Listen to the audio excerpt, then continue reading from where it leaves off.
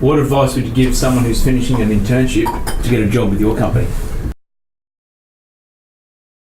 To get a job with our company? Yeah. Apply. Okay. I think this internship's good because you're demonstrating you're interested in doing something. It's all about, I guess, going for a job's always about looking better than everyone else. You want to be the best candidate. So if everyone else is just going to university and you're doing something else, you're going to be better than them. So you always want to have some kind of demonstration. Yeah, this is kind of, I guess, an example of that. As long as you're motivated and interested in software development, that's kind of, I guess, the criteria essentially. That's probably the only area we're fussy on. Oh, okay. Well, I'm qualified now then. Let's go. I'm trying Josh and can this. Yep. I don't think you'd appreciate two of us leaving in 2 days. That's true. You'd be an expert in one language or an intermediate in multiple. I think to start off, you should probably go for one. So that's probably the most controversial topic we've had consistently. You'll get exposure to more, over time. And then you're sort of going to know a couple anyway, especially nowadays, because you'll be doing something on the server, unless you're doing Node.js, in which case you're only doing JavaScript, but usually you'll be doing, a different language on the server to what you're doing in the client. So that's giving you two different experiences there. But that's an example. So people have, two different things, and then you sort of got to internalize it and work out, what's right for you or what's right for your company. So that's something fun you guys are probably dealing with, and over the languages. I'm just JavaScript. That's it. It's going to nail that. Yep. Well, you can get away with that nowadays. Yep. Yeah. Yep. So that's if you were me, what language are you focused on now? JavaScript. Yeah. On Friday, we've got someone coming in to pitch to us. Yep. And so we're going to have a few people come in over the next week, I think. Yep. And who've got an idea that they need a team to build it, and that's kind of what we're going to do. So whether it's an app or whatever. So we don't know specifically what it'll be yet, completely. Yep. But that's what season 2 sort of centers around. I guess you want to ask how they're expecting the process to work. You want to use some agile methodology where you can, start iterating over it pretty quickly, give them something back quickly to play with, get their feedback on that, take it back, build the next step. So I guess probably a good question is just working out some milestones around that. Like maybe if they've got in their mind an idea of what order they'd like to see features added in or something. It's kind of almost the startup approach as well. You want to build the MVP to start with, so that minimum viable product.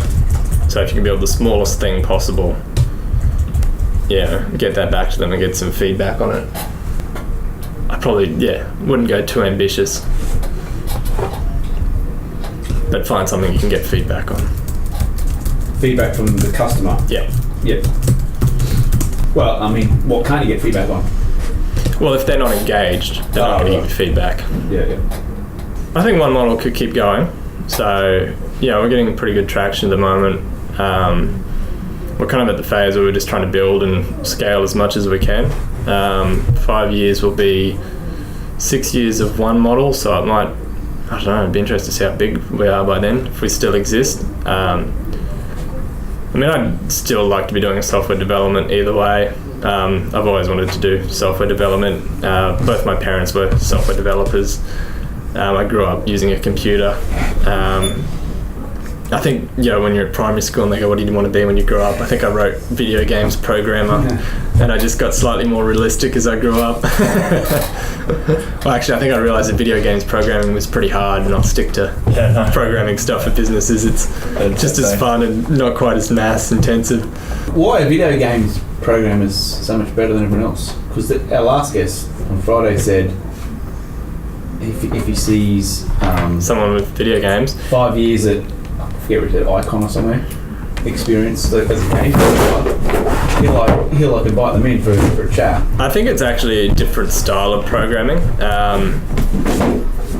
It's very maths based, and the languages they're going to be using is different to something like Java, C#, Ruby, something like that. to do it, you got to be smart. Maybe that's the angle they're coming at it. You've got to be able to handle the Smart as in graphics. math smart, like Yeah, you're doing vectors and stuff like that, stuff that I haven't done since school and have long forgotten. Which probably means, you're going to be pretty good at problem solving. But I think a lot of just business software is about writing code that's going to be easy for other people to work with later on.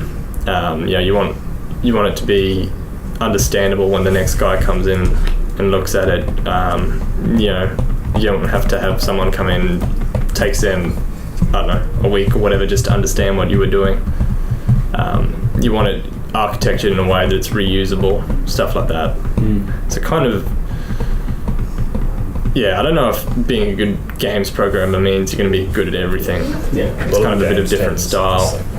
A lot of the game development teams are huge, so it's probably, if you survived in those companies for long enough, you're probably pretty good with team skills too. Yeah, that might be it as well. You're going to fit in alright, not rub anyone the wrong way.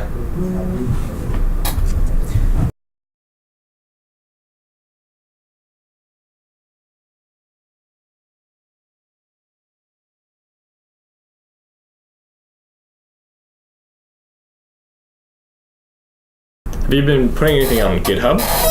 Bitbucket. Bitbucket? Is it public or just private? Public. Public? Alright, I'll have to go check it out. Why'd you choose Bitbucket? Because David is a fanboy. Even though he's left. Yeah. You should just migrate straight over to GitHub. No one ever's going to look at Bitbucket. Yeah, I know. Somewhat intentional. What's somewhat intentional? No one's ever going to look at Bitbucket. I think you want it on GitHub. Well, sorry. I think you have to not worry about people looking at it if you're worried about it being bad. I've got terrible code on my GitHub account. Someone started one the other day and I was like, oh god, maybe I should get in and actually make this alright. I haven't, but You go find that now. Why did we choose Bitbucket then? I'm serious, David is just like a fanboy.